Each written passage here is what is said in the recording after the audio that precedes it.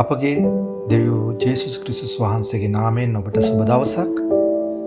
අද දවසේ දේ වචනය තමයි හිතෝපදේශ පොතේ 4 වෙනි පරිච්ඡේදයේ 25 වෙනි පදය. ඒ පදේ මෙහෙම කියනවා: නුඹේ ඇස් ඉස්සරහම බලත්වා, නුඹේ ඇසිපියද නුඹ ඉදිරියේ කෙලින්ම බලත්වා. අද දවසේ දෙවියන් වහන්සේ කතා කරන්නේ අපේ ඇස ගැන. අපේ ඇසෙන් දකින විදිහ නැත්නම් අපේ ඇසේ දෘෂ්ටි කෝණය සියල්ලම වෙනස් කරනවා. ඇසෙන් අඳුරත් ආලෝකයත්, අලංකාරයත් අභියෝගයත්, ඒ වගේම ජයග්‍රහණයත් අසාර්ථකත්වයක් දකිනවා. නමුත් ඇස නිතරම ඉදිරිය දෙසයි බලන්නේ. මේ ක්‍රිස්තුස් වහන්සේ තුල යන ගමනේ අපටත් බොහෝ දුෂ්කර අවස්ථාවන්ට මුහුණ දෙන්න සිදු වෙනවා.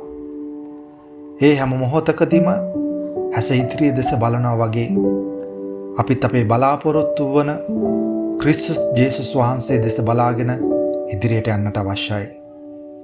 අපි අපේ ඇස් වලින් මොකද්ද දකින්නේ, කොහොමද දකින්නේ කියන එක මත අපේ මුළු ජීවිත ගමනම රැඳිලා තිබෙනවා.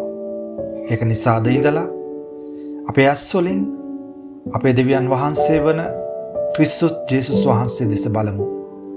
ඒ විට අපේ ජීවිතය ක්‍රිස්තුස් ජේසුස් වහන්සේ නැමැති ආලෝකයෙන් පිරීලා යාවි. ඔබට සුබ දවසක්. ජේසුස් පිටයි.